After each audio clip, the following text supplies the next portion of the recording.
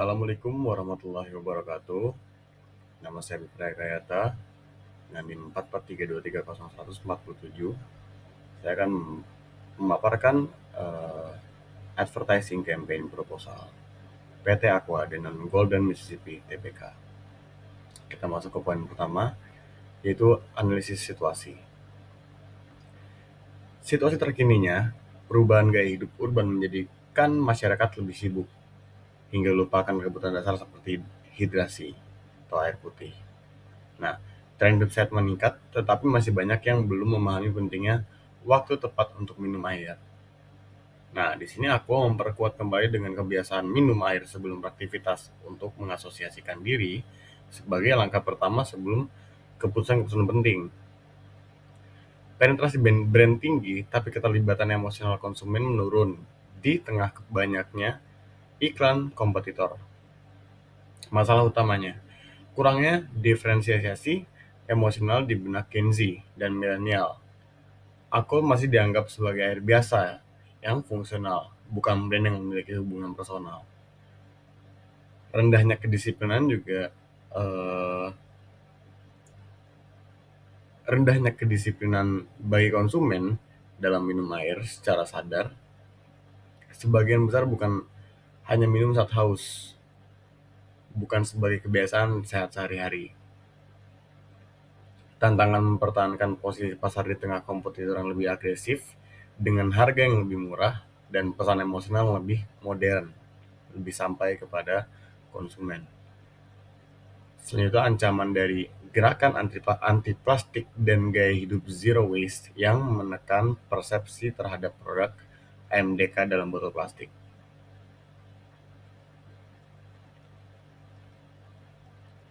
Poin selanjutnya itu analisis pasar konsumen. Nah, analisis pasar di sini usia ditargetkan di 15 sampai 35 tahun yang mencakup Gen Z dan milenial awal. Segmentasinya pelajar atau mahasiswa, profesional muda, komunitas aktif atau sporty, kreatif, wellness enthusiast. Psikografisnya aktif, multitasking, cepat mengambil keputusan, terpapar digital dan visual culture, peduli kesehatan, tapi sering lupa kebiasaan dasar seperti minum air. Insight dari konsumen dan peluangnya, banyak orang yang mengabaikan hidrasi tepat waktu, tidak hanya minum saat haus. Mereka butuh pengingat dan trigger emosional yang relevan, bukan sekedar pesan kesehatan biasa. Nah, konsumen juga menginginkan brand yang terlibat dalam momen nyata mereka, bukan hanya menjual suatu produk. Peluangnya, menguatkan brand. Sebelum olahraga, kerja, belajar, rapat, aku aja dulu. Memposisikan Aqua bukan hanya sebagai air minum, tapi juga penyemangat keputusan sehat. Kita masuk ke poin analisis pesaing.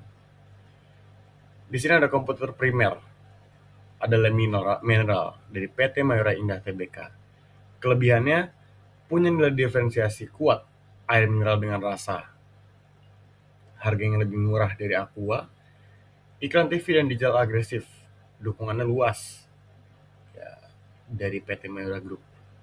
Kekurangannya itu brand awareness yang masih di bawah Aqua, persepsi publik terkait keamanan botol sempat menjadi isu, reputasi keberlanjutan di lingkungan Aqua belum sekuat Aqua. Reputasi keberlanjutan lingkungan belum sekuat Aqua. Kompetitor kedua itu Nestle Pure Life dari PT Nestle Indonesia. Kelebihannya itu reputasi global, ya Nestle, dipercaya untuk kualitasnya, packagingnya lebih modern dan bersih, komunikasi brand lebih eh, membawa keluarga dan anak-anak. Kekurangannya, distribusi masih kurang merata di Indonesia. Tidak ada diferensiasi besar dari Aqua dalam positioning. Kurang aktif dalam lokal engagement dan aktivasi sosial atau aktivasi offline. Nah, kita lanjut ke kompetitor sekunder atau pesaing tidak langsung. Di sini ada Pocari Sweat atau PT Amerta Indah Otsuka. Kelebihan dari Pocari Sweat itu dikenal sebagai minuman hidrasi elektrolit yang terpercaya. Kuat di berbagai segmen sport dan medical hydration, aktivasi event, olahraga yang sangat kuat. Kekurangannya, harganya yang jelas lebih mahal daripada air mineral biasa, mengandung gula dan tidak cocok untuk semua konsumen. Tidak dikonsumsi sebagai kebutuhan harian seperti air mineral yang bisa digunakan saat berolahraga mungkin ya. Selanjutnya, teh botol sosro dari PT Sinar Sosro. Kelebihannya, emosional brand yang kuat, nostalgic, distribusi sangat luas, dan brand lokal yang legendaris. Kekurangannya itu tidak menawarkan hidrasi sehat, tinggi gula, tidak cocok untuk rehidrasi setelah olahraga atau cuaca panas, dan tidak relevan dengan kampanye hidup sehat kekinian.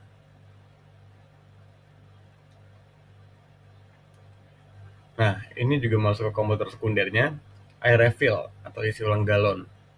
Kelebihannya, eh, harga jauh relatif lebih murah, bisa 10 kali lebih murah daripada AMDK atau air mineral dengan kemasan yang bermerek tentunya. Sangat populer di daerah urban padat dan pinggiran dan mudah diakses. Tersedia di banyak RT atau RW. Nah, kekurangannya kualitas dan kebersihannya yang tidak terstandarisasi dan tidak ada jaminan keamanan dan standar kesehatan. Dan juga tidak relevan untuk konsumsi mobile atau lifestyle modern. Dan next, dan masuk ke poin analisa positioning produk Aqua. Jadi positioning statementnya untuk semua orang yang peduli terhadap kesehatan dan kualitas hidup. Aqua adalah air mineral alami terpercaya yang membantu menjaga keseimbangan tubuh dan pikiran sebelum melanjutkan aktivitas yang penting. Karena Aqua memahami bahwa keputusan terbaik dimulai dengan tubuh yang terhidrasi. Next, kita masuk ke strategi positioning Aqua. Jadi ada berbagai elemen strateginya. Yang pertama itu mindful hydration. Jadi melalui kampanye Aqua aja dulu, Aqua memposisikan diri sebagai pilihan yang tepat sebelum aktivitas penting. Selanjutnya, health conscious. Ditegaskan sebagai produk sehat, bebas tambahan, bahan kimia, dan alami. Yang ketiga, sustainability brand. Ditegaskan lewat kampanye Aqua Lestari, daur ulang botol, dan edukasi lingkungan. Yang terakhir, emotional trigger, yaitu ingin menjadi bagian dari momen keputusan konsumen. Sebelum belajar, kerja, olahraga, Aqua aja dulu. Gitu. Nah, tujuan positioning ini yaitu menegaskan kembali dominasi Aqua di kategori AMDK atau air mineral dalam kemasan. Membentuk ritual baru, minum Aqua sebelum aktivitas. Menggeser persepsi dari produk biasa jadi bermakna. Meningkatkan loyalitas dan brand relevance, khususnya di Gen Z dan milenial. Nah, ada tantangannya juga dalam positioning ini. Yang pertama tantangannya, brand dianggap terlalu umum atau konvensional oleh Gen Z. Kompetitor menekankan lewat harga dan inovasi yang jauh lebih murah dan lebih bervariatif. Gerakan Zero Waste mengkritik AMDK. Nah, solusinya refresh komunikasi visual dan tone of voice melalui kampanye digital baru. Fokus pada emotional value dan keberlanjutan sebagai diferensiasi kuat. Dan perkuat edukasi daur ulang dan inisiatif lingkungan. Aqua Life, Refilling Station. Kita masuk ke karakteristik produk. Aspeknya, jenis produk Aqua itu AMDK, air minum dalam kemasan. Bahan bakunya air pegunungan alami melalui proses filtrasi dan uji laboratorium. Kemasannya tersedia dalam banyak kemasan, 220 sampai 1500 ml. Itu botol dan galon. Ciri khasnya rasa alami, netral, dan segar. Tidak mengandung bahan-bahan kimia. Kualitasnya pun mengikuti standar kualitas nasional dan internasional, SNI, WHO, Denon, CFS. Keunggulan tambahan, inisiatif keberlanjutan botol daur ulang Aqualife 100% dapat didaur ulang. Dan brand personality-nya sehat, bijak, terpercaya, bertanggung jawab sosial dan lingkungan. Selanjutnya, advertising objektif. Jenis tujuan iklan atau kampanye aku aja dulu.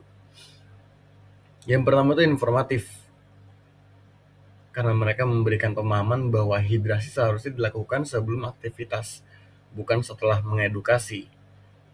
Sebelum maupun aku aja dulu. Persuasif, membentuk kebiasaan baru dan mengubah perilaku minum aqua sebelum belajar, olahraga, kerja dan juga rapat. Reminder, yaitu menegaskan kembali posisi aqua sebagai air minum terpercaya yang selalu hadir di momen-momen penting. Nah, insight konsumen dan juga peluangnya, specific goals-nya. Kita mengambil konsep SMART. Yang pertama S, yaitu meningkatkan brand engagement melalui kampanye offline dan juga digital. M, meningkatkan brand recall di segmen Gen Z sebesar 10% dalam 6 bulan. A, melalui kolaborasi komunitas kampus, aktivasi di CFD, dan juga konten digital kreatif yang interaktif. R, relevan dengan tren gaya hidup sehat dan juga keputusan sadar, mindful living. T, dicapai dalam bentuk periode kampanye 3-6 bulan. Kita masuk ke evaluation. Jadi advertising schedule itu 3 bulan dari Juli sampai September. Evaluasi terhadap perubahan pada perilaku konsumen terhadap Coca-Cola setelah campaign berlangsung, data yang ada menjadi tolak ukur dalam evaluasi. Nah, mungkin sekian dari presentasi saya, yaitu tentang advertising campaign proposal. Kurang lebih mohon maaf. Terima kasih atas perhatiannya. Wassalamualaikum warahmatullahi wabarakatuh.